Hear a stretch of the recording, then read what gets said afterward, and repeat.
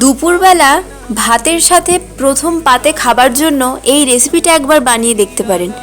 খুব কম সময়ে এবং খুবই সামান্য উপকরণে এই রেসিপিটা তৈরি হয়ে যায় এবং খেতেও হয় খুব দুর্দান্ত।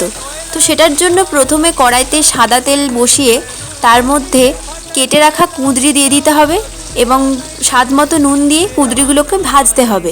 খুব বেশি ভাজার দরকার নেই, কুঁদরিগুলো মোটামুটি 50 বা 70% মতো আপনারা ভেজে নিতে পারেন। এবার তারপর তার মধ্যে একটা পেস্ট অ্যাড করতে হবে। তার মধ্যে থাকবে সাদা তিল, কাঁচা লঙ্কা আর স্বাদ মতো নুন। এবার সেগুলোকে একটা পেস্ট বানিয়ে মিক্সির মধ্যে দিয়ে সেই পেস্টটাকে আপনাদেরকে এই ভাজা কুঁদরির মধ্যে মিশিয়ে দিতে হবে। আর মিক্সি ধোয়া যেই বাটিটা থাকবে সেটাও তার মধ্যে দিয়ে দিন। এবার তার মধ্যে একে একে অ্যাড করুন স্বাদ মতো চিনি, আর যদি তারপরও আপনাদের নুনের প্রয়োজন মনে হয়ে থাকে তো স্বাদ মতো নুন অ্যাড করতে পারেন। এবার তারপর এই মিশ্রণটাকে ততক্ষণ ফোটাতে হবে যতক্ষণ না অবধি এরকম ঝরঝরে হয়ে যাচ্ছে।